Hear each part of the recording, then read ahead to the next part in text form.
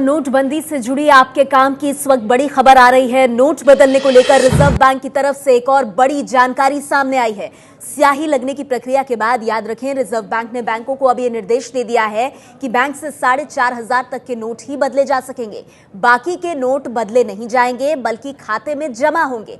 अगर आपको और नोट चाहिए तो बदलने के बजाय इन्हें अपने बैंक खाते में आप जमा कीजिए, फिर चेक या दूसरे माध्यमों के जरिए निकालिए। तो ध्यान रखने वाली बात है कि आप 4,500 तक बदलने के बाद जब स्याही आपके हाथ में लग जाएगी तो बाकी के पैसे आप खाते में जमा करेंगे और फिर चेक या दूसरे माध्यम से उन्हें निकाल पाएंगे। एबीपी न्यूज संवाददाता शिशिर सिन्हा हमारे साथ फोन लाइन पर जुड़ गए हैं। शिशिर, इस कदम को कैसे देखा जाए जिसमें सरकार कह रही है कि स्याही लगने के बाद आप नोट बदलवा नहीं पाएंगे, जमा कीजिए पुराने नोट और नए नोट दूसरे माध्यम से निकालिए बैंक से?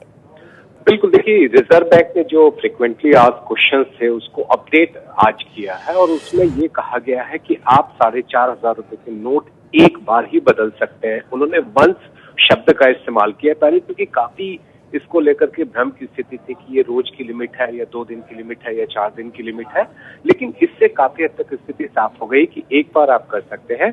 बाकी जो कुछ भी आपके पास 500 या 1,000 रुपए के जो पुराने नोट हैं वो आप अपने बैंक खाते में जमा कराएं, और चूंकि जो 24,000 रुपए एक हफ्ते की लिमिट है विड्रॉ करने की, वो आप वहां से जाकर के विड्रॉ कर सकते हैं। आप अपने बैंक की शाखा से जाकर के विड्रॉ कर सकते हैं। तो इस फ्रिक्वेंटली आस्क्ड क्वेश्चन में जो सफाई दी गई है उससे काफी हद तक साफ हो गया है कि फौरी तौर पर आपको ये मदद दी गई है 4,500 रुपए की बदौलत, और बाकी जो आपकी जरूरत है वो आप अपने बैंक खाते से पैसा निकाल करके या बाकी जो दूसरे माध्यम है, इलेक्ट्रॉनिक माध्यम है, उनके जरिए आप बाकी भुगतान कर सकते हैं। बहुत बहुत शुक्रिया शिशिर आपका इस जानकारी के लिए। तो शिशिर सिन्हा बेहद अहम जानकारी देते हुए कि आरबीआई ने बैंकों को निर्देश दिए हैं कि एक बार आपकी उंगली पर स्याही लग जाएगी, 4,500 रुपए आप एक्सचेंज करा कर ले आएंगे। उसके बाद आपको जितने भी पैसे की जरूरत है, पुराने नोट अगर आपके पास हैं, आप बैंकों में उसे जमा कीजिए और फिर चेक या दूसरे इलेक्ट्रॉनिक माध्यम से आप उसे निकालिए।